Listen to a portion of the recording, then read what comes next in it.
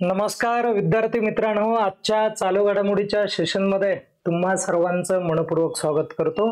मी assistant professor Ramesh Ghorpade आपल्या शौर्य career अकॅडमीच्या माध्यमातून आपण हा चालू घडामोडीचा जो उपक्रम आहे तो राबवत आहोत आणि या उपक्रमाचा तुम्ही सर्वांनी चांगल्या पद्धतीने फायदा घ्यायला हवा आणि आपले जे काही व्हिडिओ असतात हे जास्त लॉंग नसतात, त्यासाठी तुम्हाला बोर वाटणार नाही, कंटाळा येणार नाही, कमी वेळेमध्ये तुम्हाला महत्त्वपूर्ण प्रश्नांचा इथे आढावा घेता येतो। म्हणून या चालू घडामोडीच्या संदर्भामध्ये तुम्हाला चांगल्या पद्धतीने काम करायचं आहे आणि त्यानंतर तुमच्या काही अडचणी असतील, तुम्हाला काही तुमची अभ्यासाच्या संदर्भामध्ये वेगळी डिमांड असेल तर ती आम्हाला कमेंट करून सांगा, त्यावरती आम्ही काम करण्याचा प्रयत्न करूयात। चला, पहिला आजचा प्रश्न आहे, खूप मजेशीर आणि खूप चांगला प्रश्न आहे। काय म्हटलंय बघा की जागतिक आदिवासी दिन कोणत्या दिवशी साजरा केला जातो? तर विद्यार्थी मित्रांनो, तो जो दिवस आहे तो 9 ऑगस्टला साजरा केला जातो, परंतु त्या संदर्भामध्ये त्याच्या पाठीमागे एक असा उद्देश आहे। का साजरा केला जातो? तर संयुक्त राष्ट्र संघटनेने, ज्याला आपण युनायटेड नेशन असं म्हणतो, तर युनायटेड नेशनने काय केलं तर 1994ला असं ठरवलं होतं। 1994ला ही तारीख महत्वाची आहे। 1994 पासून जागतिक आदिवासी दिन साजरा केला जातो। त्याच्या पाठीमागचा एक महत्वाचा उद्देश आहे की जगामध्ये जवळपास 5 दशलक्ष एवढे 500 दशलक्ष एवढे काय राहतात, आदिवासी जमाती राहतात आणि या आदिवासी जमातींचं सामाजिक, आर्थिक, राजकीय, सांस्कृतिक आणि धार्मिक क्षेत्राच्या दृष्टीने त्यांचं संरक्षण व्हावं, हा त्या पाठीमागचा उद्देश आहे। आदिवासी ज्या काही कला आहेत, जो वारसा आहे, तर हे कुठेतरी आपण म्हणजे जतन केलं पाहिजे, हा महत्वाचा उद्देश या संस्थेचा होता आणि या संस्थेने 1994ला तो निर्णय घेतला आणि तेव्हापासून आज तागायत हा जो दिवस आहे, हा दिवस जागतिक आदिवासी दिन म्हणून साजरा केला जातो मित्रांनो, आणि ही निश्चितच खूप चांगली बाब आहे। त्यानंतरचा आपण जो काय प्रश्न आहे त्या प्रश्नाकडे आपण जाऊयात।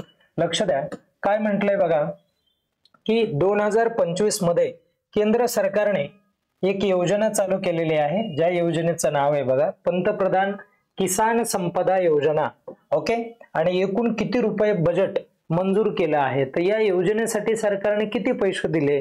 तर सरकारने दिलेत बघा 6520 कोटी। यामध्ये काय केलंय तर 1920 कोटी हे एक्स्ट्रा आहेत बघा।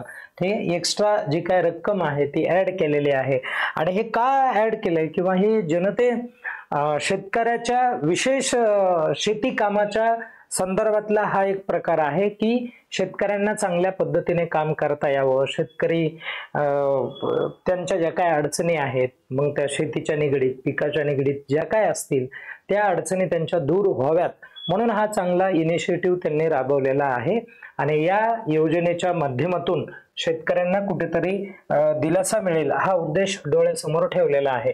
जागतिक आरोग्य संघटना जी आहे, ज्याला आपण world trade organisation in short WHO असं म्हणतो, आणि मग मला मित्रांनो तुम्ही सांगा की WHO चं मुख्यालय कुठे आहे? कमेंट करून सांगा मला, ठीक आहे? आणि कशाच्या संदर्भात ही काम करणारी संघटना आहे? तर आरोग्याच्या संदर्भात काम करणारी संघटना आहे। तर नुकतेच कोणता व्हायरस कॅन्सर कारक म्हणून घोषित केलेला आहे यांनी, हा एक महत्वाचा मुद्दा आहे। कार्सिनोजेनिक असं आपण त्याला म्हणू, आणि एक असा व्हायरस आहे की ज्या व्हायरसला काय केलं त्यांनी की हा जो व्हायरस आहे हा व्हायरस कॅन्सरचा आहे किंवा कॅन्सरचं रूप आहे असं म्हणण्यात आलेलं आहे। तर अशा पद्धतीने ते कुठला पर्याय तुम्हाला इथे क्लिक करता येईल तर हेपॅटायटिस डी आहे।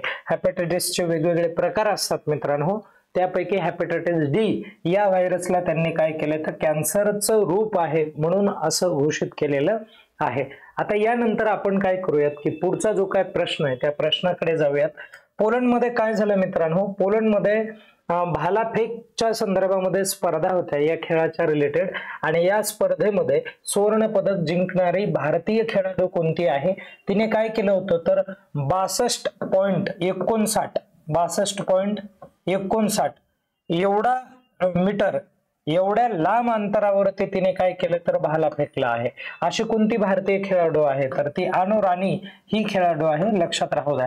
अनु राणीने हे केलेलं आहे. बघा की स्पर्धा परीक्षेमध्ये कुठल्याही परीक्षेला की एखादा खेळ असेल, त्या खेळामध्ये मिळालेले जे काय सुवर्ण पदके असतील किंवा इतर कोणतेही पदक असतील, तर त्या खेळाडूने कुठे जिंकली, स्पर्धा कोणती होती, कोणता खेळाडू होता, आलं लक्षात, त्याने कुणाला पराजित केलं, कुणाला हरवलं, हा सगळा जो काय प्रकार आहे हा तुम्हाला इथे अभ्यासावा लागेल, कारण परीक्षेसाठी तो खूप गरजेचा असतो. ठीक आहे. आणि आपल्या चॅनलवरती चांगल्या पद्धतीने त्या संदर्भात काम केलं जातं.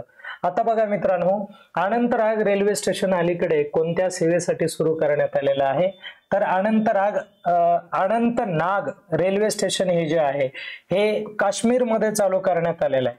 कुठे? काश्मीर, लक्षात ठेवा, काश्मीर. ठीक आहे.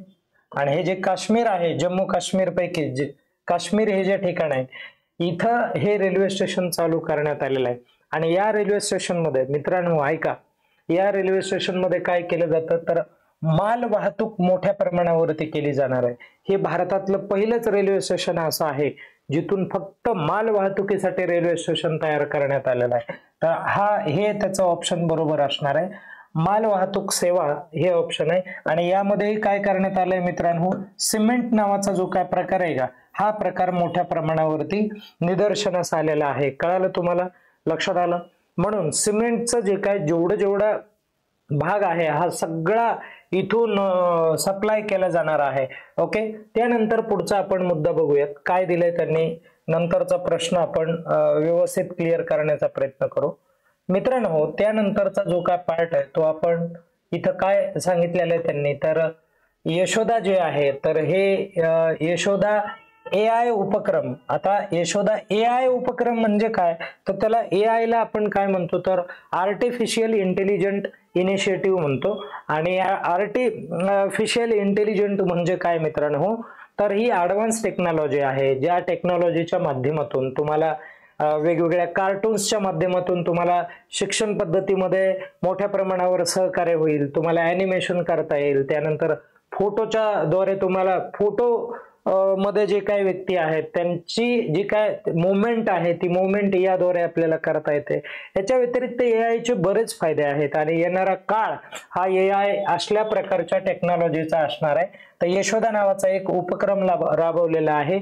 या उपक्रमाच्या माध्यमातून ग्रामीण भागातील जेवढ्या काही महिला आहेत, पाठीमागे आपण बोललो होतो ते एकदा की ग्रामीण भागातील जेवढ्या काही महिला आहेत या महिलांना AI कशा प्रकारे आपण चालवायला पाहिजे, याचा उपयोग कसा आहे, उद्योगामध्ये कसा केला जातो उपयोग, अशा सगळ्या गोष्टीचं जे काय प्रशिक्षण आहे ते प्रशिक्षण अवेलेबल करून देणार आहे. आणि हे कुठल्या आयोगाच्या माध्यमातून होणार आहे तर राष्ट्रीय महिला आयोग हा डोक्यामध्ये ठेवावा लागणार आहे. आणि मग मला तुम्ही सांगा की राष्ट्रीय महिला आयोगाची स्थापना कधी झाली आणि राष्ट्रीय महिला आयोगाचे सध्या कोण अध्यक्ष आहेत ते मला कमेंट करून सांगा बरं.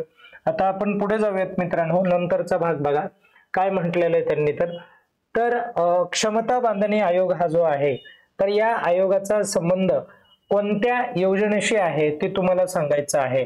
ओके. आता लक्षात ठेवा की क्षमता बांधणी आयोग हा जो आहे हा आयोग मुळात तर या आयोगाचं काम काय आहे हे आपल्याला माहिती असणं गरजेचं आहे. तर जी काय सिव्हिल सर्व्हिस आहे आपली, ठीक आहे, सिव्हिल सर्व्हिसेस आहेत, तर या सिव्हिल सर्व्हिसेस मधून ज्या कॅन्डिडेटचे आपण ऑफिसर्स म्हणून नेमणूक करतो तर अशा कॅन्डिडेटला वेगवेगळ्या प्रकारचं प्रशिक्षण देण्यासाठी या आयोगाची स्थापना करण्यात आलेली मित्रांनो. 2021 पासून ही स्थापना करण्यात आलेली आहे. कधीपासून स्थापना करण्यात आलेली? 21 पासून. तर काय केलं जात आहे तर मिशन कर्मयोगी हे जे आहे तर हे ऑप्शन इथे करेक्ट असणार आहे. तर पुढचा जो काय मुद्दा आहे तो आपण समजून घेऊयात. तर आता बघा, भारत जन AI प्रोग्राम किती भारतीय भाषांना समर्थन करतो म्हणजे किती भाषाच्या माध्यमातून तो AI चा जो काय प्रोग्राम आहे तो प्रोग्राम चालवला जातो. तर आपल्या शेड्यूल मध्ये लक्षात घ्या, आपलं संविधानाचं जे काय शेड्यूल्ड आहे म्हणजे ज्याला तुम्ही काय म्हणता तर परिशिष्ट 8 आहे. परिशिष्ट किती? 8. त्या परिशिष्ट 8 मध्ये 22 भाषा दिल्यात की नाही? मग या 22 भाषा मधून AI चा जो काय उपक्रम आहे हा उपक्रम राबवला जात आहे भारतामध्ये. कळालं तुम्हाला? अशा पद्धतीने AI वरती बरेच आपले क्वेश्चन झालेले आहेत आणि रेग्युलर तुम्ही लेक्चर बघणं हे खूप महत्त्वाचं आहे मित्रांनो. या ठिकाणी आपण थांबूयात. आजच्या भागामध्ये एवढेच प्रश्न असतील आणि उद्याचाही भाग नक्कीच तुमच्याकडे येणार आहे. त्यासाठी आवर्जून बघा आणि स्वतःची काळजी घ्या. धन्यवाद.